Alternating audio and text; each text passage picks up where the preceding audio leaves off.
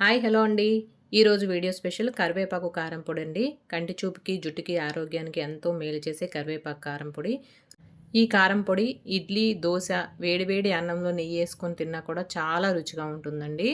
చేసి పెట్టుకుంటే ఒక్కసారి నెల రోజుల వరకు నిల్వ ఉంటుంది. బయటను కూడాను ఫ్రిడ్జ్లో పెట్టకపోయినా ఫ్రిడ్జ్లో పెట్టుకుంటే 2-3 నెలల వరకు కూడా నిల్వ ఉంటుంది. వేడి అన్నంలో నెయ్యి వేసుకొని తింటే చాలా అమోఘంగా ఉంటుంది. ఇది ఎలా చేసుకోవాలో ఇప్పుడు చూసేద్దాము. ముందుగా కరివేపాకు తీసుకొని శుభ్రంగా కడిగి ఇలా ఆకులు తీసి పెట్టుకోవాలి తడి లేకుండా. స్టవ్ వెలిగించుకొని కళాయి పెట్టుకొని 1 స్పూన్ ఆయిల్ వేసుకొని పచ్చిశనగపప్పు మినపప్పు వేసుకొని దోరగా వేయించుకోవాలి. అందులోనే మెంతులు మిరియాలు వేసుకొని వేయించుకోవాలి. అవి వేగిన తర్వాత జీలకర్ర ధనియాలు వేసుకొని వేయించుకోవాలి.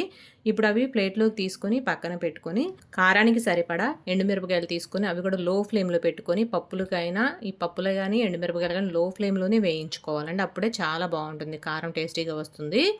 ఇవి వేగిన తర్వాత ఇవి కూడా ప్లేట్లోకి తీసుకొని కొంచెం ఇంగువ వేసుకొని పక్కన పెట్టుకోవాలి. ఇప్పుడు మరొక స్పూన్ ఆయిల్ వేసుకొని మనం శుభ్రం చేసి పెట్టుకున్న కరివేపాకు వేయించుకొని మంచిగా వేయించుకోవాలి.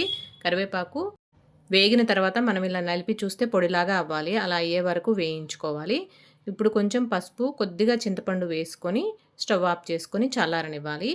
చల్లారిన తర్వాత మనం వేయించి పెట్టుకున్న పప్పులు ధనియాలు ఎండుమిరపకాయలన్నీ మిక్సీ గిన్నెలో వేసుకొని తగినంత ఉప్పు వేసుకొని మిక్సీ చేసుకోవాలి. రవ్వలాగా మిక్సీ చేసుకోవాలి. మిక్సీ చేసుకున్న తర్వాత వేయించుకున్న కరివేపాకు చింతపండు కూడా ఇందులో వేసి ఒకసారి మిక్సీ చేసుకోవాలి. అది మిక్సీ అయిన తర్వాత వెల్లుల్లిపాయలు పొట్టు తీయకుండా వేసుకొని మిక్సీ చేసుకోవాలి. అంతేనండి, ఎంతో రుచిగా ఉండే కరివేపాకు కారం పొడి రెడీ అయిపోయింది. ఓకేనండి, వీడియో కనుక నచ్చినట్లయితే లైక్ చేయండి, షేర్ చేయండి, సబ్స్క్రైబ్ చేసుకోండి. Thank you. బాయ్ అండి.